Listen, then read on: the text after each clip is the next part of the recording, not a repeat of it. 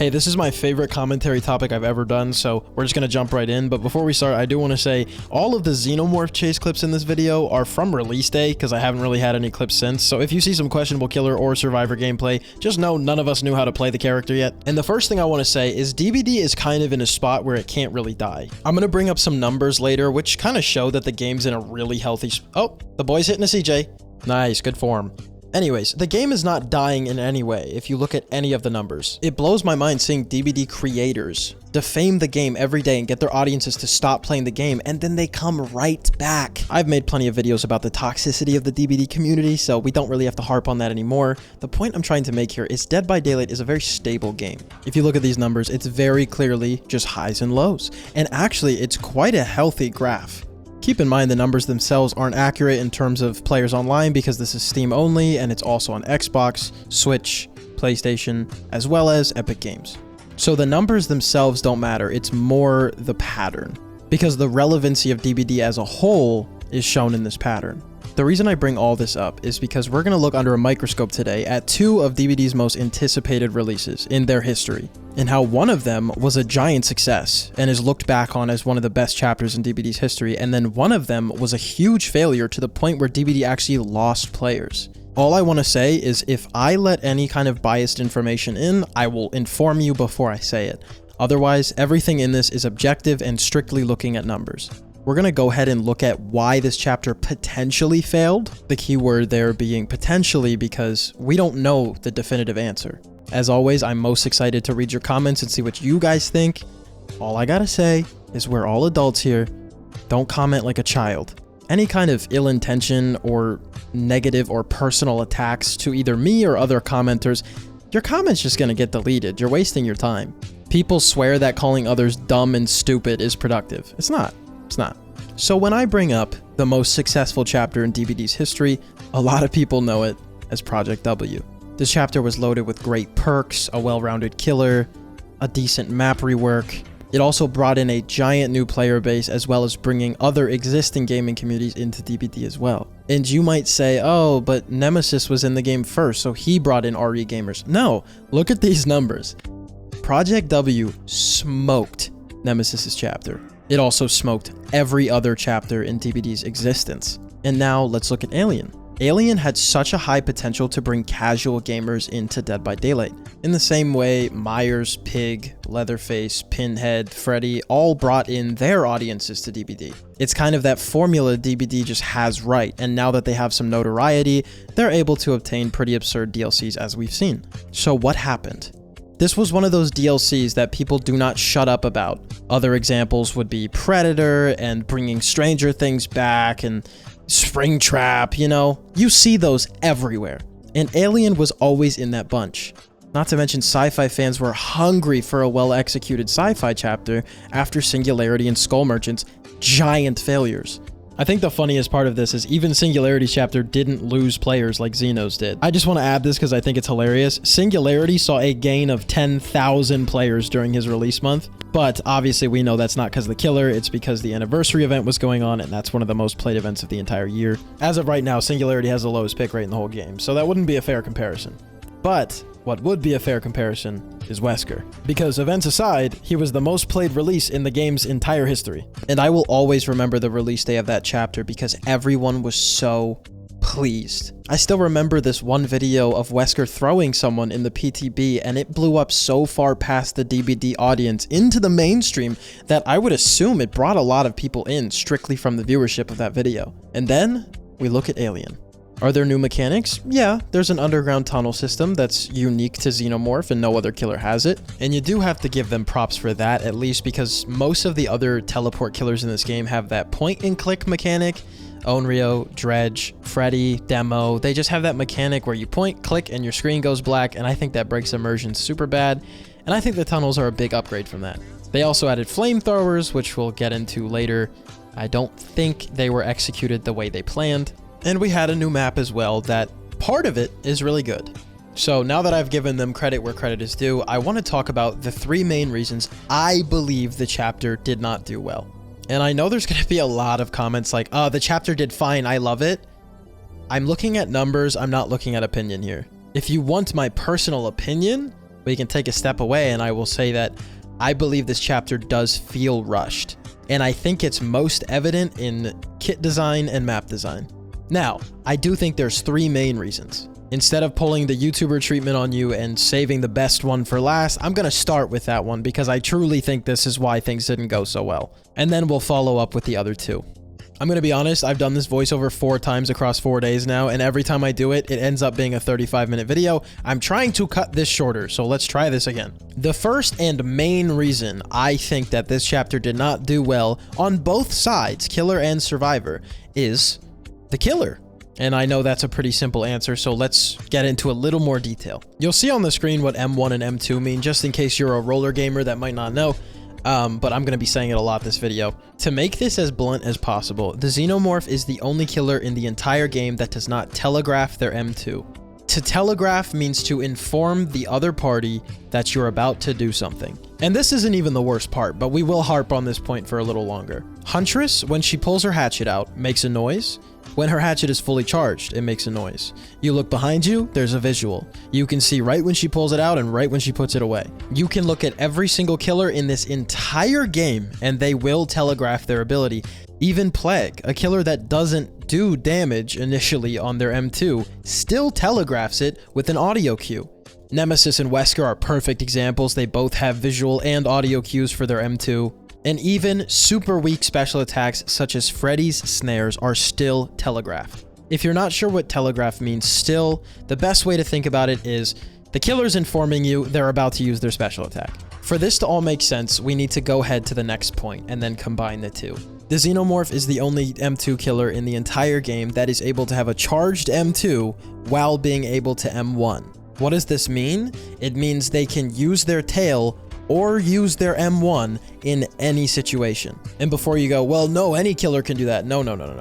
Huntress, when she pulls her hatchet out, she cannot M1 until she puts her hatchet away.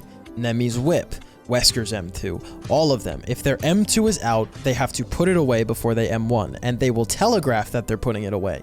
This has been a fundamental in every single one of Behavior's killers since release. This is starting to make sense to you now, huh? Xenomorph can approach any situation with 0 counterplay. On Survivor, if I were to approach a pallet in Chase, every other killer in the entire game would telegraph whether they're using their basic attack or their special attack. And if I see them take their special attack out, I know I have time to greed the pallet. Xenomorph does not do that, as well as being able to M1 even though its M2 is charged. So if I approach a pallet and see Nemesis has his whip out, I'm going to greed the pallet and go around. If I see his whip is not out, I assume he's going to M1 and I'm going to pull the pallet. It is the fundamental mechanic of this game. It's in every single killer.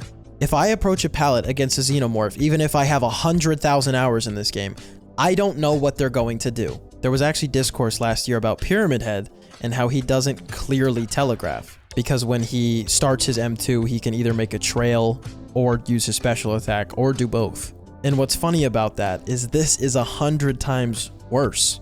Pyramid Heads could be considered a skill ceiling because you could use game sense to tell if he's about to lay barbed wire or range attack you, you know? Either set a status effect or go for damage. Xenomorph, it's either damage or more damage. And just in case I'm overcomplicating it, this is the simplest way to put it.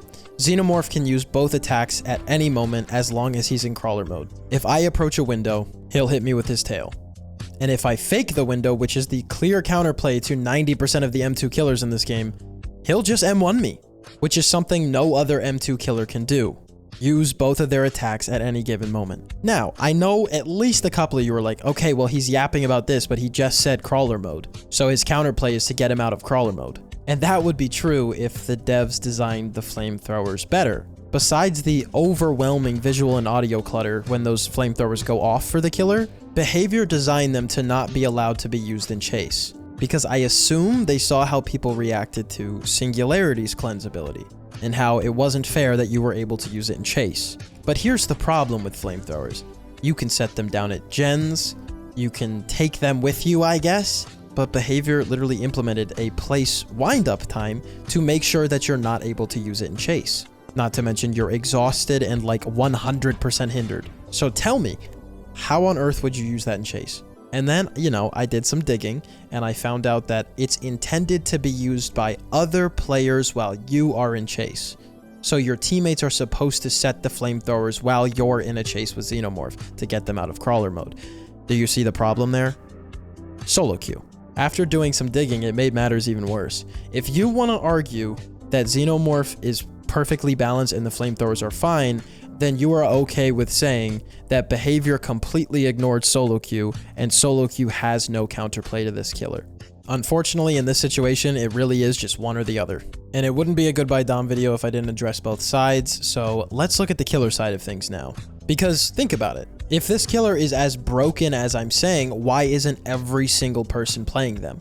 It's because the killer's not broken in the sense of being overpowered, they're just broken in the sense of being badly designed. So in the same vein of the way I just said there's no counterplay at all and all 32 other killers have a telegraph and aren't able to simultaneously charge 2 attacks, then there's the other side of things where killer is very unenjoyable.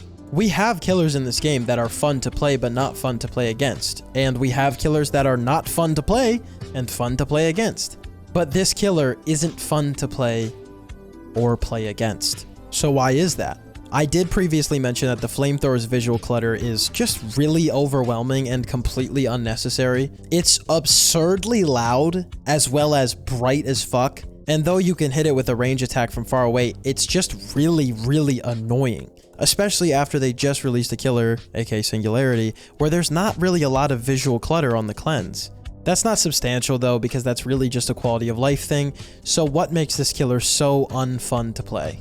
It would be its hitbox. Usually, when a new killer comes out, a lot of people grind the killer until they're really good with them, including myself. But if you took one look at social media on Xeno's release week, everyone had the same thing to say. This killer feels so unsatisfying. Sometimes you'll get a crazy hit directly through a wall that should not have connected, and sometimes you'll M2 through a vault like I mentioned earlier, and it'll just go right through their body and do no damage. So let's stop for a second, because I know at least a couple of you have not connected the dots yet, because you might view this as me going, oh, this side's broken and this side's broken too. And in your head, you might go, well, then it's fine. And that's where I kind of wrap up this point. 2 wrongs do not make a right. If the killer is fundamentally flawed on Survivor, aka no telegraphing and no counterplay and essentially breaking all rules of DBD killers, and its supposed counterplay being useless the one situation you need it, but it's also fundamentally flawed on killer because a direct hit sometimes isn't a direct hit, and a hit through a wall sometimes connects, then that's where I repeat myself, 2 wrongs don't make a right. I'm not saying this killer needs a full rework. I'm saying they should have taken their time with this chapter. Out of all the people I play DBD with and my Twitch chat as well, I don't know anyone that would disagree in saying behavior should take a chapter off and use that time for quality of life changes. And you could argue, well, that's where we get our perk overhauls. I'm not talking about perks right now. I'm talking about base kit problems. If every killer that's released in the last year has needed either a full rework or aggressive changes, and every map that's been released has needed either a complete rework or rebalancing, they're not doing a very good job. So when I say quality of life changes, I mean take those 3 months to focus on those things, whether it be from previous chapters that have already released or chapters to come. That does lead me into the second point, which honestly I've already just kind of talked about, being map design and map balancing. It's not normal to have to rework essentially everything you release, and when they give us a visual update on Red Forest, completely ruining the map's hitboxes, usually those things don't happen with the functioning design team, so maybe we take some budget from the cosmetic team releasing 4 bundles a month, making you guys money, and actually focus on the quality of your game. And I know I'm gonna get people, oh, you're so negative, you're such a hater. No, I am not complaining, I am giving valid criticisms. I have backed every single thing up with reasoning and solutions. I want to see this game do the best it's ever done in the way Project W did. And Alien was that opportunity, and they dropped the ball. Do I think I could do a better job than them? No. But do I think I can notice the flaws? Yes. And that is all this video is. And finally, honestly, the most simple and to the point thing, it was something I saw a lot of people complain about, and I'll be honest, it doesn't really bother me too much. But again, this video is about public opinion, not just mine. I actually saw a lot of people upset with the Ripley likeness thing, the fact that it doesn't look like Sigourney Weaver, and I absolutely love Aliens so much, and it really didn't bother me that much. A lot of people said false advertising, which I don't think it's that deep. I assume Sigourney Weaver's likeness was not a part of the contract at all. There was this complete lie going around Twitter saying Sigourney Weaver said, "I don't like being in video games," or some shit like that. That was not at all what she said. The direct quote is that she doesn't like guns and she doesn't like how many guns are in video games. The people that connected the dots and said Sigourney Weaver doesn't want to be in Dead by Daylight completely fabricated that, and there is no truth to that statement. However, I do assume that Sigourney Weaver's likeness was not in the contract. And it's not that deep. And again, in my opinion, I don't see that really as a big deal. But I did see a lot of people have problems with that. Plus, what on earth is this?